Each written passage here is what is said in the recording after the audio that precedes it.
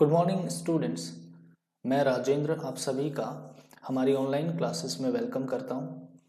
तो आज के इस वीडियो में हम डिस्कस करेंगे क्लास 10 के मैथमेटिक्स के सिलेबस को, और हम डिस्कस करेंगे इसमें कि जो रिड्यूस्ड सिलेबस है आरबीएससी का, उसको किस तरीके से हम अप्रोच करें ताकि हमारे बोर्ड के एग्ज़ाम में सभी क्वेश्चंस सही हों और हम 100% स्कोर कर सकें। तो देखिए, सबसे पहले हम शुरुआत करेंगे कि इस बैच का टारगेट क्या है और इस बैच में हम क्या क्या डिस्कस करने वाले हैं। आज की ये पहली क्लास है, इसलिए मैं आपका 2 मिनट का समय लूँगा। तो देखिए, क्लास 10 का कंप्लीट सिलेबस इस बैच में होगा, आपका फ्री ऑफ कॉस्ट होगा, और ये रिड्यूस्ड सिलेबस को ध्यान में रखते हुए बनाया गया है। इसमें मतलब ये है इस बात का कि जो टॉपिक्स से क्वेश्चन इस बार नहीं आएंगे ड्यू टू कोविड-19, तो उन टॉपिक्स को हम नहीं पढ़ेंगे।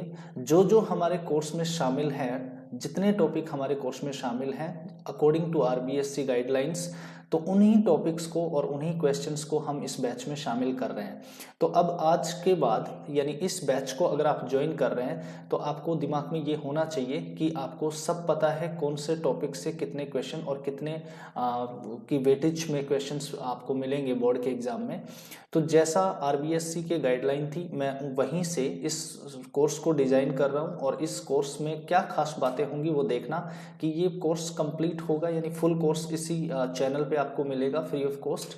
एंड इसमें आपको पीडीएफ नोट्स भी मिल जाएंगे, और उसके बाद आपको एक रिवीजन सेशन भी होगा लास्ट में एग्जाम से पहले। अगर आप लोगों ने पूरे कोर्स को सही से देखा है तो रिवीजन सेशन में बहुत कम समय लगेगा और आपके 100% मार्क्स मिल जाएंगे आपको, और इजी मेथड्स को यूज़ किया जाएगा। बहुत कमज़ोर स्टूडेंट है वो भी आसानी से समझ पाएंगे। देखिए, बहुत टेक्निकली चीज़ों को ड्राइव किया जाएगा, जिसमें आपको ज़्यादा एफर्ट की आवश्यकता नहीं होगी। बस आपको देखना है, समझना है एंड पीडीएफ नोट से रिवीजन करना है। उसके बाद आपको कुछ फास्ट कैलकुलेशंस की ट्रिक्स भी सिखाई जाएंगी, जिससे आपको एग्जाम में कोई परेशानी नहीं हो किसी भी क्वेश्चन को सोल्व करने में, और आपका थोड़ा सा माइंड खुल जाए। और ये सब होगा आपका फ्री ऑफ कॉस्ट, इसका कोई चार्ज नहीं। अगर आप सब्सक्राइब कर लें इस चैनल को तो उसके बाद में हम डिस्कस करते हैं कि हम आज क्या पढ़ने वाले हैं। तो आज का जो हमारा पहला और इम्पॉर्टेंट टॉपिक है वो है कोऑर्डिनेट ज्योमेट्री, मतलब निर्देशांक ज्यामिति। आरबीएससी की बुक, मैथमेटिक्स की बुक जो है, उसमें ये 9th चैप्टर मिलेगा। एंड ये जो भी इस बैच में डिस्कस होगा वो अकॉर्डिंग टू न्यू सिलेबस होगा। अकॉर्डिंग टू न्यू सिलेबस का मतलब है कि जो सिलेबस आरबीएससी ने इस साल के लिए यानी 2020-21 के लिए जो डिस्कस किया है, सिर्फ उसी कंटेंट को हम यहाँ शामिल कर रहे हैं। तो अब हम शुरू करते हैं कोऑर्डिनेट ज्योमेट्री में क्या क्या शामिल किया गया है। तो देखिए, आपको ये बोला गया है कि कोऑर्डिनेट ज्योमेट्री यूनिट 5 का एक चैप्टर है आपकी क्लास में, चैप्टर नंबर 9 है आपकी बुक में।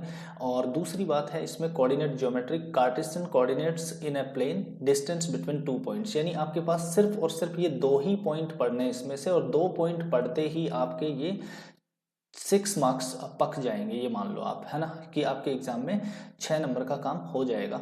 हिंदी मीडियम स्टूडेंट देखिए, उनकी बुक में ऐसा लिखा होगा, निर्देशांक ज्यामिति, एक तल में कार्तीय निर्देशांक, 2 बिंदुओं के मध्य दूरी। तो आपसे सिर्फ 2 ही पॉइंट पूछेगा इससे, और 2 पॉइंट से आपको 6 मार्क्स गेन कर सकते हैं। तो देखिए, अब हम शुरू करें सबसे पहले कि ये होता क्या है। तो मैं आपको एक बात समझा दूं इस चैप्टर को शुरू करने से पहले, कि आपको ध्यान से सुनना है इस बात को, और बेहद सिंपल तरीके से मैं आपको समझाऊंगा। और वो सिंपल तरीका ये है कि आपको जो चित्र दिख रहा है यहाँ पर, इससे आप ये जानेंगे कि ये कोऑर्डिनेट होता क्या है, यानी निर्देशांक होते क्या है, निर्देशांक अक्ष क्या होते हैं, इनके बारे में आपको समझना है। तो आप देखेंगे कि जैसे कोई भी प्लेन था, यानी कोई भी समतल था, अगर उस पर हम इस तरीके से 2 लाइनें ड्रॉ कर दें ऐसे, और ये 2 लाइनें अगर यहाँ पर 90 डिग्री से काट दें एक दूसरी को, 90 डिग्री 90 डिग्री से अगर ये इंटरसेक्ट कर जाएं, तो आपके पास कोऑर्डिनेट एक्सिस बन जाते हैं, यानी कोऑर्डिनेट एक्सिस का निर्माण हो जाता है। ठीक है, ये कोऑर्डिनेट एक्सिस बोलो या निर्देशांक ज्यामिति, निर्देशांक बोलो, आपको निर्देशांक अक्ष और कोऑर्डिनेट एक्सिस दोनों हिंदी और इंग्लिश में अलग अलग टर्म है, बट बात एक ही है कि जब भी कोई 2 परपेंडिकुलर लाइन एक दूसरे को काट देती हैं, तो इनका जो कंस्ट्रक्शन होगा, इनको हम क्या बोलेंगे, कोऑर्डिनेट एक्सिस। तो आप देखना, ये जो हॉरिजॉन्टल लाइन है, ये वाली लाइन, ठीक है, इस लाइन को हम बोलते हैं एक्स एक्सिस, एंड इस लाइन को, जो वर्टिकल लाइन है यानी ये जो सीधी ऊपर से नीचे की तरफ जा रही है, इस लाइन को बोलते हैं हम वाई एक्सिस। ठीक है, तो आप देखना अब जैसा जैसा आपको सिखाया जाए वैसा वैसा आप सीखना इस बात को।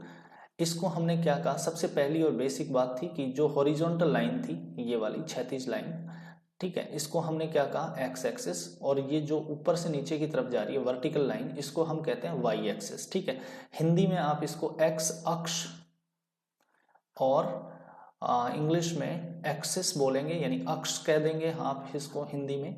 तो अब देखिए आपके पास ये ही चित्र यहाँ बना हुआ है। ठीक है, अब मैं इस चित्र से समझाता हूँ आपको कि आपने दो एक्सिस बना दिए, एक ऐसे और एक ऐसे। ठीक है, और इस जो वर्टिकल लाइन थी इसको आपने एक्स एक्सिस दे दिया, और आपने ये जो हॉरिजॉन्टल लाइन थी इसको एक्स एक्सिस और इसको वाई एक्सिस, सॉरी। ठीक है, तो वाई एंड एक्स एक्सिस हो गए। अब ध्यान रखना, इस पॉइंट से जैसे ही मैं राइट हैंड साइड में चलूंगा एक्स एक्सिस की तरफ इधर, तो मैं जाऊंगा पॉजिटिव। ठीक है, ये सब पॉजिटिव होंगे यानी धनात्मक होंगे ये सब के सब। और अगर मैं ऊपर चलूंगा इस तरीके से तो इधर भी क्या होंगे, सब के सब, ये बात आपको याद रखनी है कि ये सब क्या होंगे, पॉजिटिव होंगे।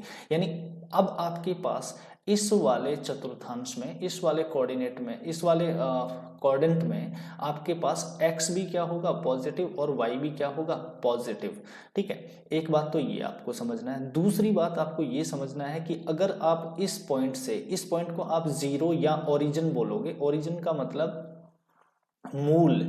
मूल होगा, ये आपका मूल बिंदु होगा। ठीक है, मूल बिंदु, हिंदी वाले स्टूडेंट इस बात को समझे कि ये मूल बिंदु है, इंग्लिश में इसको ओरिजिन बोलते हैं। तो यहाँ पर आप इस पॉइंट से अगर लेफ्ट हैंड साइड में चलोगे तो आपके पास ये माइनस की टर्म होंगी सारी की सारी। ठीक है, ये इधर नेगेटिव होंगे, और अगर आप वाई एक्सिस में नीचे की तरफ जाएंगे तो फिर ये आपके नेगेटिव होते हुए चले जाएंगे। तो अब जो नेगेटिव y है इसको आप यहाँ पर y डैश और इसको आप x डैश कह सकते हैं। ठीक है, तो अब आपने एक चीज जान ली यहाँ पर, और वो बात ये है कि आपके पास दो लाइन एक दूसरे को यहाँ प्लेन पर 90 डिग्री से काटते हैं, तो इनको आप कोऑर्डिनेट एक्सिस बोलेंगे। कोऑर्डिनेट एक्सिस का मतलब निर्देशांक अक्ष बोलेंगे, और इन निर्देशांक अक्ष को नाम दिया जाता है x axis and y axis. अगर आपके पास नेगेटिव y जा रहा है तो आप इसको y डैश बोल देंगे, और अगर नेगेटिव x जा रहा है तो x डैश बोल देंगे। इतनी बात आपने जान ली है। ठीक है, अब इसके बाद जो अगली बात आती है, आपने ये देखा कि इस तरफ गया पॉजिटिव, इस तरफ ऊपर भी गया तो पॉजिटिव, और इस बैक साइड में जा रहा हूं मैं अगर x के तो नेगेटिव, और अगर मैं नीचे की तरफ आ रहा हूं यहाँ मूल बिंदु से यानी ओरिजिन से अगर मैं नीचे आ रहा हूं तो y नेगेटिव हो जाएगा, और इसको y डैश एक्सिस बोल देंगे। अब आपको एक चीज पता चल गई है कि अगर मुझे, जैसे मान लो मैं इस वाले स्लाइड में आपको समझाने की कोशिश करूं, तो आपने कहा जी इस तरफ x का क्या है, पॉजिटिव है, और इस तरफ ऊपर जाता हूं तो क्या है, y का पॉजिटिव है, और अगर मैं इस तरफ गया तो x का नेगेटिव है, और इस तरफ गया तो मैं y का नेगेटिव है। ठीक है, ये बात आपने जान ली। अब मैं आपको एक बात और बताना चाहता हूं कि जब भी आप किसी भी कोऑर्डिनेट एक्सिस में इस तरीके से x और y आपने बनाया, ठीक है, ये y डैश और ये आपने x डैश बना लिया, तो अब आपको कोई भी पॉइंट अगर दे, जैसे आपको कहता है कि भाई 2,3 2,3, आपको एक पॉइंट है P और उसका है 2,3। ठीक है, तो ये जो 2 और 3 होगा, ये पहला जो 2 होगा ये तो होगा x का निर्देशांक यानी x के कोऑर्डिनेट होंगे, एंड 3 होगा y का कोऑर्डिनेट होगा यानी y का निर्देशांक होगा। ठीक है, तो आपको सबसे पहले इस तरफ ऐसे चलना होगा, जैसे मान लो मैं इस चित्र में बताता हूँ कि अगर 2,3 अगर आपको दिखाना है तो आप चलोगे यहाँ से 1 2 चल लिए, और उसके बाद में आप y पर कितना जाओगे, यहाँ से देखो 3 लिखा हुआ है, तो आप क्या करोगे y पर 3 1 2 3। अब ये जहां मिलते हैं, ठीक है, ये वाला पॉइंट है, x पर तो कितना आया 2, एंड y पर कितना गया 3। ठीक है, तो ये वाला पॉइंट है, ये वाला, ठीक है, ये वाला पॉइंट है, और इस पॉइंट को हम कह देंगे 2,3। अब इस बात से एक बात पता चलती है कि पहले हम x का निर्देशांक लिखेंगे। ठीक है, पहले हम x का निर्देशांक लिखेंगे यानी p जो होगा पहले x लिखेंगे एंड देन हम लिखेंगे y। अब ये जो x और y की फॉर्म में लिखेंगे हम निर्देशांक को, तो इसमें जो x होता है, ये x होता है, इसको हम बोलते हैं एब्सीसा। एंड जो y होता है उसको बोलते हैं हम ऑर्डिनेट। ऑर्डिनेट। एब्सिसा को हिंदी में बोलते हैं भुज, एंड ऑर्डिनेट को हिंदी में कहते हैं कोटि। तो ये बातें आप हिंदी मीडियम वाले स्टूडेंट अच्छे से समझना कि x को हम भुज बोलेंगे और ऑर्डिनेट यानी y जो होगा उसको ऑर्डिनेट इंग्लिश में और हिंदी में कोटि बोलेंगे। अब इतना भी छोटा क्वेश्चन एग्जाम में पूछा जा सकता है कि जैसे मान लो एक पॉइंट है P और उसका 5:8 ये अगर उसके निर्देशांक है तो बताइए इसमें एब्सिसा कितना है। अगर वो कहता है कि एब्सिसा कितना है, यानी अगर एब्सिसा आपसे पूछे, एब्सिसा पूछे तो क्या बताएंगे 5 है, पहला वाला क्या है ये एब्सिसा है। ठीक है, अगर आपको इसी में ऑर्डिनेट पूछे यानी कोटि पूछे तो कोटि क्या बताएंगे आप 8 है। तो इतनी बात आप जान लीजिए, पहला जो कोऑर्डिनेट होगा यानी पहला जो निर्देशांक होगा उसको हम एब्सिसा भुज बोलेंगे और दूसरे को हम कोटि बोलेंगे। ठीक है, तो यहाँ पर कोटि कितना है 8 एंड भुज कितना है 5। इतनी बात आपने अगर समझ ली तो अब इस ग्राफ को ध्यान से देखना कि आपके पास 4 कोऑर्डिनेट होंगे। ठीक है, इस तरीके से जैसे आपने ये बनाया तो इसमें 1 2 3 एंड 4 ये बना लिया। अब पहला जो कोऑर्डिनेट होगा, कोऑर्डिनेट मैं बता दूं हिंदी मीडियम के स्टूडेंट को कि ये चतुर्थांश बोलेंगे आपकी किताब में इसको, चतुर्थांश चौथा हिस्सा मतलब है ना, चतुर्थांश। ठीक है, अब इसी को इंग्लिश में क्या बोला जाता है, इंग्लिश में बोला जाता है कोऑर्डिनेट। तो ये पहला कोऑर्डिनेट होगा और पहले कोऑर्डिनेट में देखिए x भी प्लस में रहेगा इस साइड और ऊपर अगर जाएंगे तो y भी क्या रहेगा प्लस में, यानी यहां पर दोनों निर्देशांक दोनों कोऑर्डिनेट्स पॉजिटिव होंगे, positive x and positive y। लेकिन अगर हम इस दूसरे कोऑर्डिनेट में जाएं तो आप देखिए यहां पर x का क्या रहता है नेगेटिव रहता है, आपको पता है। तो पहले हम x लिखते हैं तो इसका मतलब ये नेगेटिव होगा और ऊपर जाएंगे तो y क्या रहेगा पॉजिटिव, तो यहाँ पर y क्या रहेगा पॉजिटिव, यानी दूसरे कोऑर्डिनेट में माइनस एंड प्लस होगा। एंड थर्ड कोऑर्डिनेट में यहाँ x भी माइनस है और y भी माइनस है, तो इसका मतलब क्या होगा दोनों के दोनों क्या रहेंगे माइनस में रहेंगे। और फोर्थ कोऑर्डिनेट में इस तरफ जब भी चलोगे आप तो x तो रहेगा पॉजिटिव एंड अगर आप इस लाइन से हॉरिजॉन्टल लाइन यानी x अक्ष के नीचे हैं तो y रहेगा आपका नेगेटिव।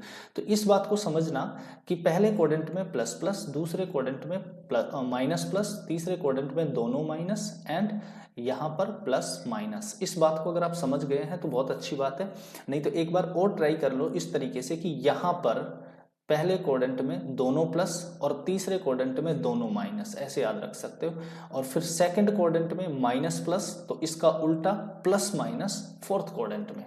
अब मुझे उम्मीद है कि ये बात आप समझ पाए हैं। इसके बाद हम देखते हैं नेक्स्ट बात, हमें कोई भी पॉइंट अगर लोकेट करना है, मान लो एक्सिस इसमें कोऑर्डिनेट्स में किस तरीके से हम दिखाएंगे। जैसे मान लो अपने पास एक पॉइंट था ए और इस पॉइंट ए को क्या लिखा है इसने 3,4 मतलब 3x है और 4 कितना है y है। तो आप क्या करेंगे यहाँ से 3 देखेंगे, पहले ये 3 आ गया, फिर उसके बाद में आपको 4 चलना है, यहाँ से ऊपर गए 4 और ये पॉइंट जो होगा ये पॉइंट आपका a 3,4 होगा। ठीक है, तो इस तरीके से आप इनको लोकेट करेंगे, इस तरीके से आप इसको ढूंढेंगे कि पॉइंट है कहाँ पे। ठीक है, उसके बाद अगली बात देखते हैं कि x coordinate of the point is the distance of the point from y axis. ठीक है, यानी जो ये कह रहा है आपको कि यहां से और ये जो x के ऊपर आपने जो 3 चला है ना, ये y कोऑर्डिनेट से दूरी होती है, यानी जितना दूरी जितना आप y x एक्सिस पे चल रहे हो ना, यानी कितना गए आप 3 गए, तो ये 3 क्या रहेगी इस से दूरी रहेगी, मतलब इस y एक्सिस से यानी y अक्ष से इस पॉइंट की जो है वो दूरी कितनी रहेगी 3, जितना आपने x के निर्देशांक माने हैं 3 माने हैं। अब वही बात नेक्स्ट स्लाइड में आप देखेंगे कि y coordinate of the point is the distance of that point from x axis.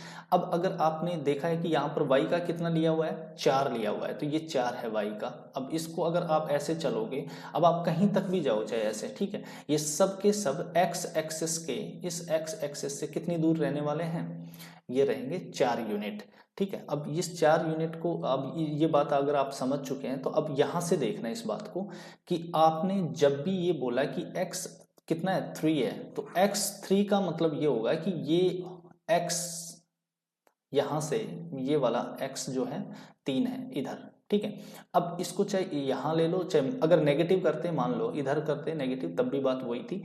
यानी ये जो लाइन बनेगी आपकी, ये बनेगी हमेशा इससे अगर आप देखोगे तो ये कितना बनेगा, यहाँ पर देखिए all the points on the line 1 line L are at the distance of 3 unit from the x axis. X axis से ये हमेशा 3 की डिस्टेंस पे है। अगर आपने ये वाला y का 3 ले लिया है तो ठीक है, सॉरी ये वाला 3 लिया है आपने y वाला, तो अब y का 3 का मतलब है कि ये y के 3 के ऊपर यहाँ पर अगर आपने कोई लाइन बनानी है इस तरीके से, तो ये लाइन हमेशा x एक्सिस से कितना दूर रहेगी, 3 दूर रहेगी, यानी 3 यूनिट्स दूर रहेगी।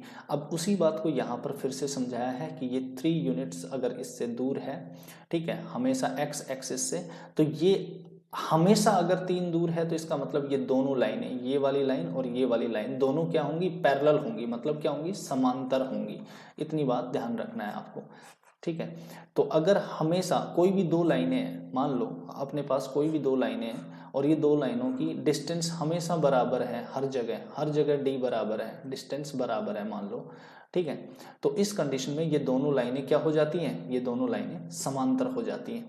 इतनी बात आपको याद रखनी है। उसके बाद आपको एक बात समझनी है कि ये आपका x एक्सिस और ये आपका y एक्सिस, ठीक है। तो अब जैसे मान लो अगर x एक्सिस से a यूनिट दूर अगर कोई एक समांतर लाइन है आपके पास ऐसे, ठीक है, तो ये समांतर लाइन है और ये हमेशा x, ये यहाँ भी a यूनिट दूर होगी किससे, x एक्सिस से। तो इसका क्या मतलब है, इस लाइन का जो इक्वेशन बनेगा, इस लाइन का जो समीकरण बनेगा वो बनेगा y बराबर a। इसका मतलब आपने यहाँ से और यहाँ तक की ये जो डिस्टेंस है, ये कितनी डिस्टेंस है, a, यानी a यूनिट आप दूर चले हो कहाँ से, x एक्सिस से। इसका मतलब है y बराबर a, y equals to a। और अगली बात इसी तरीके से आपने लिखी है यहाँ पर कि consider the line L parallel to the x axis as shown above, ठीक है। अब इस लाइन को आपको कंसीडर करना है, यानी इसको आप एक बार देख लो कि आपने ये वाली लाइन है, ठीक है, और एक ये आपका x एक्सिस है। अब अगर आप ये कहो कि ये वाली दोनों लाइनें पैरेलल हैं, पैरेलल का मतलब समांतर हैं, अगर मान लो ये दोनों लाइनें अगर समांतर हैं, तो अब आपको क्या पता चलेगा कि एक तो सबसे बड़ी बात ये है कि यहाँ से x एक्सिस की यानी L वाली लाइन से x एक्सिस की डिस्टेंस हमेशा बराबर होगी, कहीं भी आप देख सकते हो। यानी यहाँ पर अगर ये डिस्टेंस हमेशा बराबर है तो आपने यहाँ देखना था कि जीरो से ये कितना ऊपर गया है y एक्सिस पे, तो आपने देखा कि 4 गया है। तो इसका मतलब इस लाइन पर कहीं भी जितने भी पॉइंट होंगे, ठीक है, अनंत पॉइंट है इस लाइन पर, इनफाइनाइट पॉइंट्स हैं, और इन सभी पॉइंट्स का जो y कोऑर्डिनेट होगा वो हमेशा कितना होगा, 4 होगा, ठीक है। ये वाली बात आपको याद रखना है, यानी y कोऑर्डिनेट हमेशा क्या होगा, 4 होगा। x का कोऑर्डिनेट बदल सकता है, कुछ भी हो सकता है, ठीक है, बट y कोऑर्डिनेट हमेशा क्या होगा, 4 होगा, अगर ये इसके पैरेलल है तो। ये सेम बात आपको यहाँ पर दिखाई गई है कि x के डिफरेंट हो सकते हैं बट y के सेम होंगे। अब अगली बात देखते हैं हम, the property unique to line L is that y coordinates of all points on it are the same। मतलब ये बात हम डिस्कस कर चुके हैं कि सभी y के निर्देशांक यानी सभी y के कोऑर्डिनेट्स क्या हैं, समान हैं। उसके बाद अगली बात देखते हैं कि इस इक्वेशन से यानी इस लाइन का मतलब हमें ये पता चलता है कि y बराबर कितना है, 4 है, यानी y इक्वल्स टू 4। बस इतना ही समझना था। इसके बाद नेक्स्ट बात अगर हम देखें कि अगर हमें y पर a डिस्टेंस दूर x एक्सिस से a डिस्टेंस दूर अगर y एक्सिस पर हम यहाँ पर एक पॉइंट प्लॉट करके अगर एक सीधी लाइन बनाएं तो इसका मतलब होगा y इक्वल्स टू a, ठीक है। अब उसके बाद हम एक अगली बात समझते हैं और वो बात ये है कि the y coordinates of the points on x axis are 0, यानी x एक्सिस के ऊपर इस वाली लाइन पर y, देखो y तब बढ़ेगा जब हम ऊपर या नीचे जाएंगे तो नेगेटिव होगा, ऊपर जाएंगे तो पॉजिटिव होगा। तो ना तो हम ऊपर जा रहे और ना ही हम नीचे जा रहे, इस लाइन पे हम सीधा किस लाइन पर हैं, x एक्सिस पर हैं। तो x एक्सिस पे हमेशा हमें y का क्या मिलने वाला है, 0 कोऑर्डिनेट मिलेंगे y के। x के डिफरेंट होंगे बट y के हमेशा 0 होंगे। और अभी इस लाइन का मतलब ये हुआ है कि x एक्सिस जो होता है उसका समीकरण होता है y इक्वल्स टू 0, यानी इसका जो इक्वेशन होगा y इक्वल्स टू क्या होगा, 0 होगा। ये आपको याद रखना है। अब इसी तरीके से जैसे मान लो हम दूसरी बात समझते हैं कि अगर हम एक y एक्सिस है ये, ठीक है, और ये y एक्सिस है, और इस y एक्सिस पे अगर हम इसके समांतर एक लाइन बनाएं, और समांतर होगी या नहीं होगी ये हम बाद में देखेंगे, पहले हम एक काम करते हैं, x एक्सिस पे थोड़ा सा दूर चलते हैं, और कितना चले गए, 3 यूनिट दूर चले गए। और अब अगर हम एक लाइन ये बना दें, तो इसको आप थोड़ा सा ध्यान से देखना, लाइन m है हमारे पास, वो सेम चीज़ जो हम y के लिए पढ़े थे वो हम अब x के लिए पढ़ेंगे यहाँ पे, कि देखिए यहाँ पर इस लाइन पर हमेशा क्योंकि हमने क्या ले लिया, x का मान कितना लिया, 3 लिया है, तो यहाँ पर देखना x की हमेशा जितने भी कोऑर्डिनेट्स होंगे x के वो सारे के सारे सेम होंगे, कितने, 3 अगर हमने लिया है तो 3 है। बट y के कोऑर्डिनेट्स चेंज हो रहे हैं, क्यों हो रहे हैं, क्योंकि देखिए यहाँ पर y 1 है और यहाँ पर कितना है, 4 है। ये अब अगर हम नीचे की तरफ आते हैं तो -2 है, तो इस तरीके से y के कोऑर्डिनेट्स चेंज होंगे बट x के कोऑर्डिनेट्स सेम रहेंगे। और इसका मतलब क्या है कि ये डिस्टेंस हमेशा क्या रहेगी, ये डिस्टेंस हमेशा y एक्सिस से बराबर रहेगी, कितना, 3 बोला है तो 3 रहने वाली है यहाँ पर। लेकिन y कोऑर्डिनेट्स क्या हो रहे हैं, चेंज हो रहे हैं, जो बात हम डिस्कस कर चुके हैं। और अगर हम इस बात को डिस्कस कर चुके हैं कि x के जितने भी कोऑर्डिनेट्स हैं वो सभी सेम रहेंगे इस लाइन पर, तो इसका मतलब होगा कि x के, अगर इस लाइन पर हमने बोला है कि x को हमने कितना लिया है, 3 लिया है, तो इसका मतलब होगा x इक्वल्स टू 3। ठीक है, ये बात मैंने यहाँ लिख रखी है, इस बात को आप थोड़ा सा देखना, इक्वेशन बनती है इस लाइन की x इक्वल्स टू 3। इसका मतलब ये हुआ कि अगर वहाँ 3 की जगह कुछ और होता, मान लो कि इस लाइन से, इस एक्सिस से, सॉरी y एक्सिस से हम a डिस्टेंस दूर एक दूसरी लाइन इस तरीके से ड्रॉ कर दें, तो इस लाइन का जो इक्वेशन बनता है वो x equals to a unit बनेगा, यानी x इक्वल्स टू क्या होगा, a होगा। बस सिर्फ इतनी सी बात हमने समझी थी। अब उसके बाद the x coordinates of all the points on y axis are 0, यानी अब आपको ये समझना है कि y एक्सिस के ऊपर ना तो आप राइट गए ना आप लेफ्ट गए, तो ना तो माइनस हो सकता है ना प्लस हो सकता है, इसका मतलब नेगेटिव पॉजिटिव नहीं है, तो क्या है फिर, वो 0 है। इसका मतलब इस वाली एक्सिस पे, y एक्सिस पे हमेशा x की जो कोऑर्डिनेट होगी, x के जो निर्देशांक होंगे वो क्या होंगे, 0 होंगे, और उस लाइन का यानी y एक्सिस का जो इक्वेशन बनेगा वो बनेगा x इक्वल्स टू 0। ठीक है, तो इन बातों को हम एक बार रिवाइज भी करेंगे, उससे पहले आप थोड़ा सा 2-4 स्लाइड और देख लो।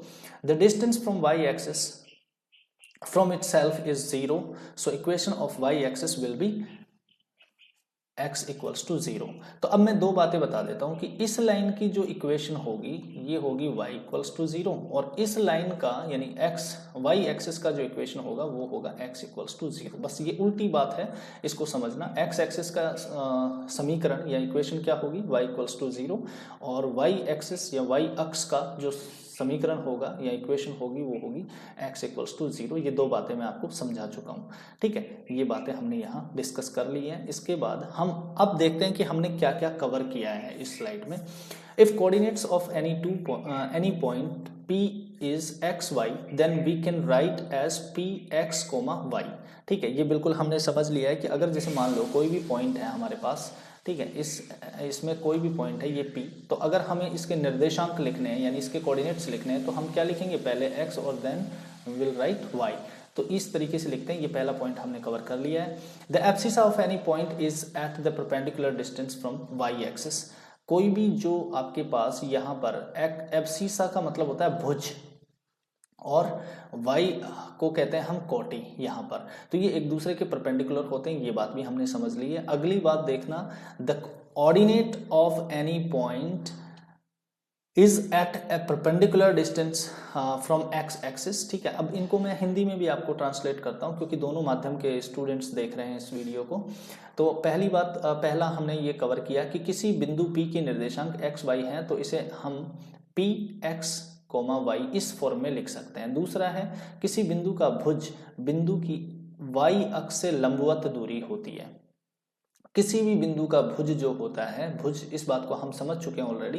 जैसे मान लो ये आपके पास वो था, तो भुज जैसे मान लो ये 3 है, ठीक है, तो ये y अक्ष से ये लंबवत दूरी है, इसका मतलब ये यहाँ से यहाँ तक की दूरी है। अगर आप यहाँ भी लोगे तब भी ये कितना है, ये भी 3 होगा आपका। ये बात आपने समझनी थी।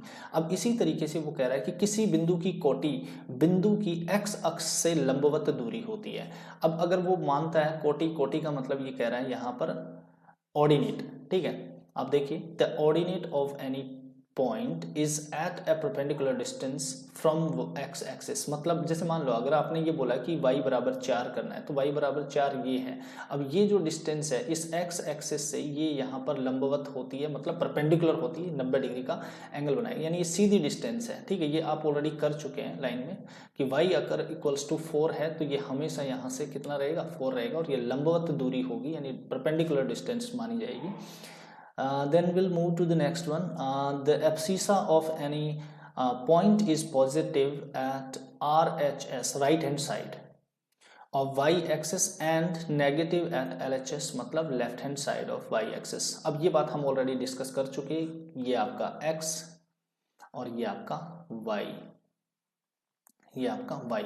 अब इससे राइट चलोगे तो क्या होगा, आपका पॉजिटिव होगा, और इससे अगर आप नेगेटिव जाओगे तो ये आपका नेगेटिव क्या रहेगा,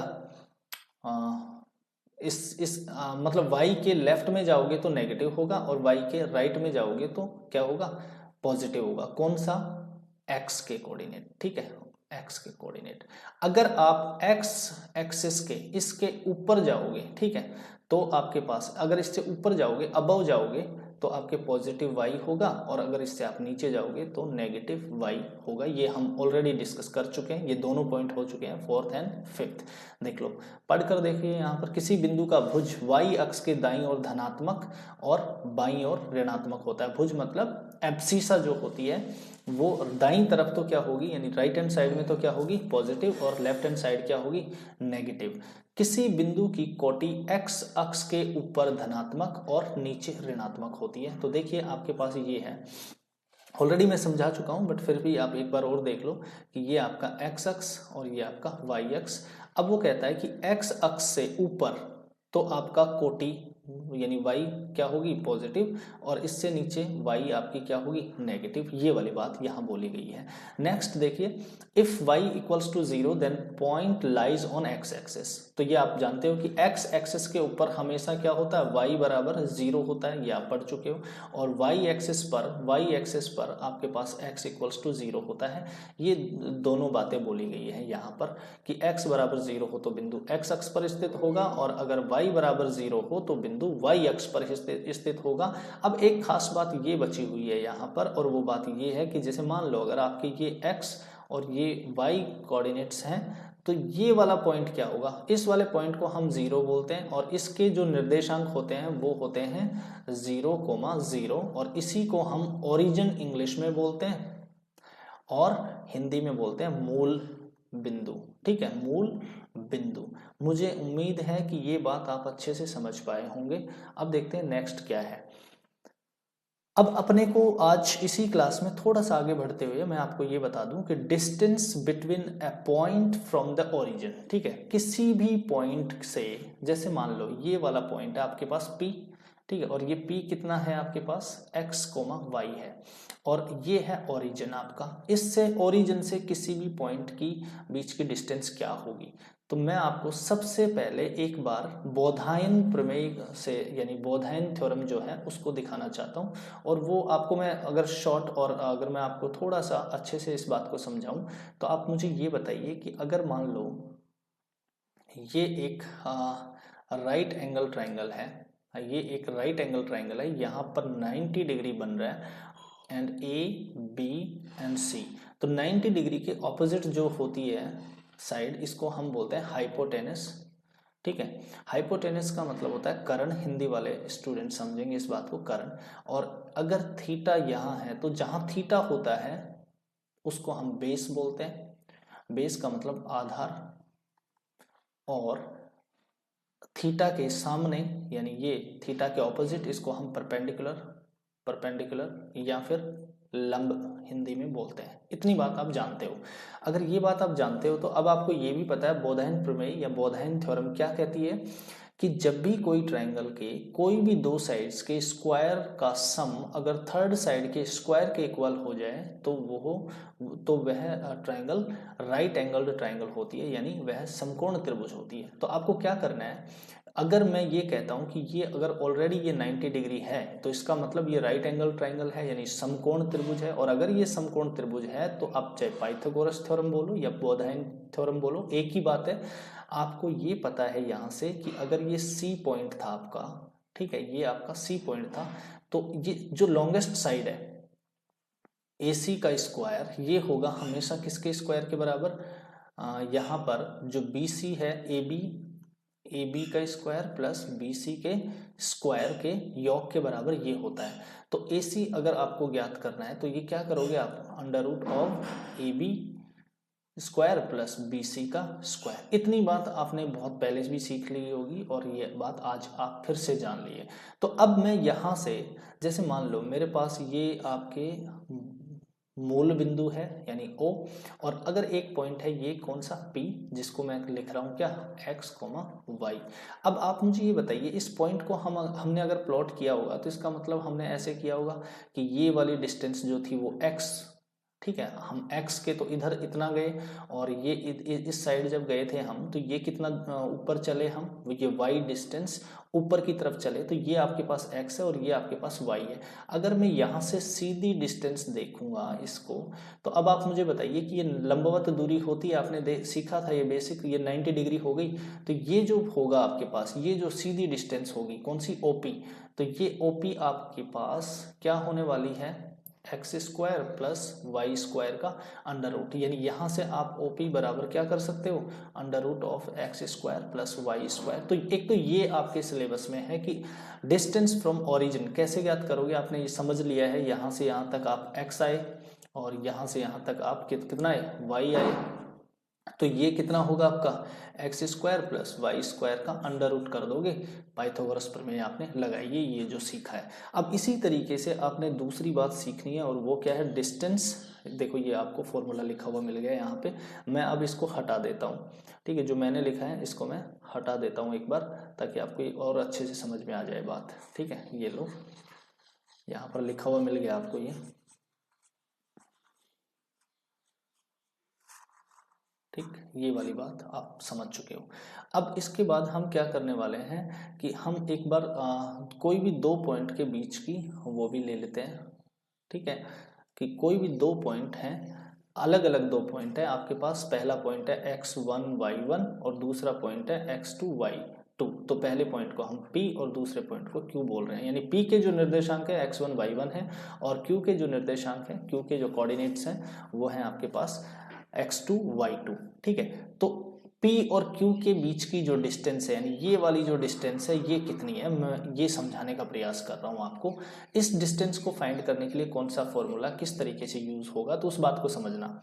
देखिए x1 y1 x2 y2 अलग अलग दे दिया हमने दोनों पॉइंटों के कोऑर्डिनेट्स को। अब हम देखते हैं x1 कहाँ है, ये है, तो इसका मतलब ये x1 है यहाँ पर, तो इसका मतलब हम यहाँ से और यहाँ तक कितना चले हैं, x1 चले हैं, पहली बात। अब दूसरा कहता है कि x2 ये है, यानी ये वाला है, तो इसका मतलब ये जो डिस्टेंस है यहाँ से और यहाँ तक की, ये आपकी कितनी है, ऊपर देखिए ये वाली जो डिस्टेंस है वो है आपकी x2, ठीक है। तो अब जो आपके पास ये वाली डिस्टेंस बचेगी, कौन सी वाली डिस्टेंस, ये वाली डिस्टेंस, ये वाली, सिर्फ ये वाली, तो ये पूरी में से यहाँ से और यहाँ तक में से सिर्फ ये वाली घट जाएगी, इसको हम हटा देंगे, तो बीच वाली ये बचेगी, आपके पास क्या बचेगी, ये x2 माइनस x1, यानी इस पूरी लेंथ में से ON में से, यानी क्या करोगे आप, ON माइनस OM, ठीक है। तो ये आपके पास ON में से अगर OM घटाओगे तो यहाँ से MN आएगा, और MN क्या रहेगा आपका, MN क्या रहेगा, ये रहेगा आपका x2 माइनस x1। इतनी बात आपने समझ ली है। अब आते हैं हम y कोऑर्डिनेट्स की तरफ। ये कहता है ये y1 है, यहाँ से यहाँ तक की डिस्टेंस, मतलब ये वाली डिस्टेंस कितनी है y1, और ये वाली डिस्टेंस कितनी है y2, बोला है यहाँ पर कितना है कोऑर्डिनेट y2।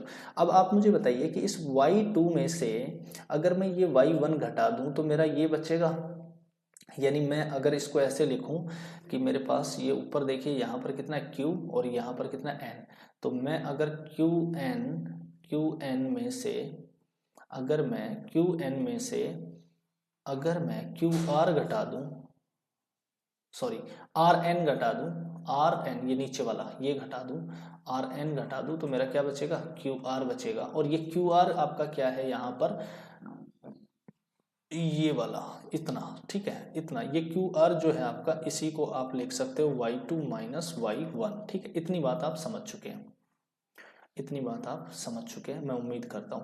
अब आपके पास अगली बात क्या बची है वो देखना एक बार।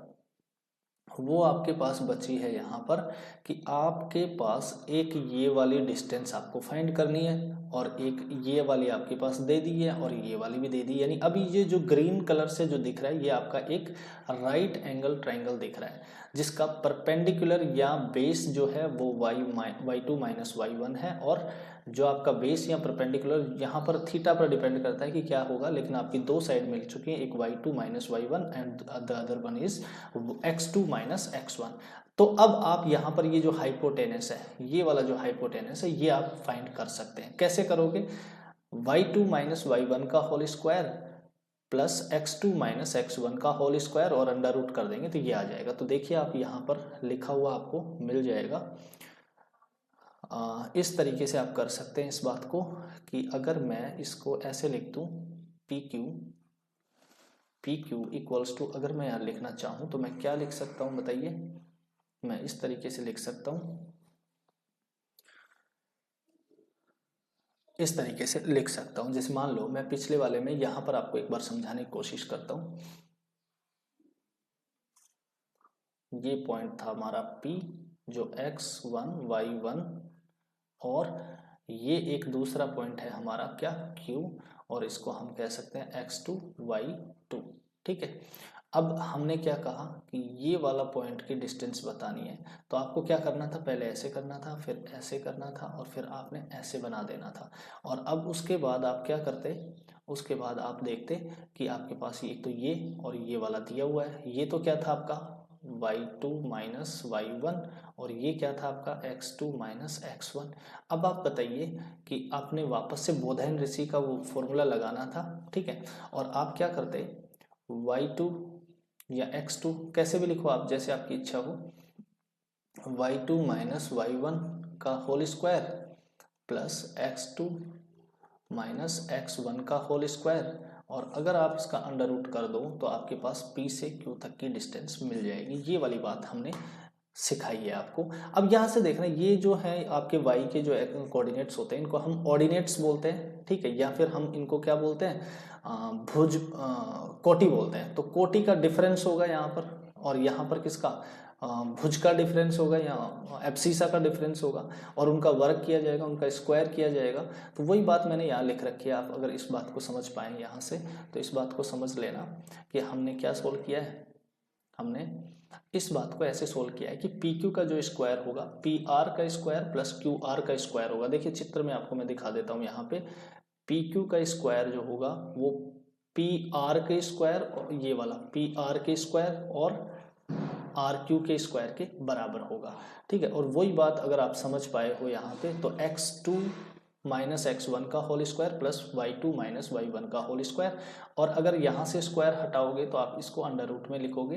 यानी आपको दिख रहा है यहाँ पर डिफरेंस ऑफ कोऑर्डिनेट्स का square plus difference of y coordinates का स्क्वायर, या आप लिख सकते हो difference of abscissa square plus difference of ordinate square equals to distance from 2 points, ठीक है, डिस्टेंस बिटवीन 2 पॉइंट्स। और इसको आप हिंदी में देखेंगे तो x निर्देशांकों का अंतर का स्क्वायर प्लस y निर्देशांकों के अंतर का स्क्वायर को हम क्या कहते हैं? दो बिंदुओं के बीच की दूरी कहते हैं। तो आज की क्लास को मैं यहीं ख़त्म कर रहा हूँ। ये बेसिक क्लास थी। कल से हम इसके एग्जाम्पल उठाएंगे और उन एग्जाम्पल्स को हम एक एक एग्जाम्पल को सोल्व करेंगे। तब तक के लिए टाटा बाय बाय। और आप सभी लोग इस बैच से जुड़ जाइए, आपको पूरा कंटेंट मिल जाएगा यहाँ पर, और अकॉर्डिंग टू न्यू सिलेबस चलेगा जैसे मैंने आपको बताया। तो मिलते हैं कल की अगली क्लास में, जहाँ हम सभी एग्जाम्पल्स को शुरू करते हुए हर एक क्वेश्चन को सोल्व करेंगे।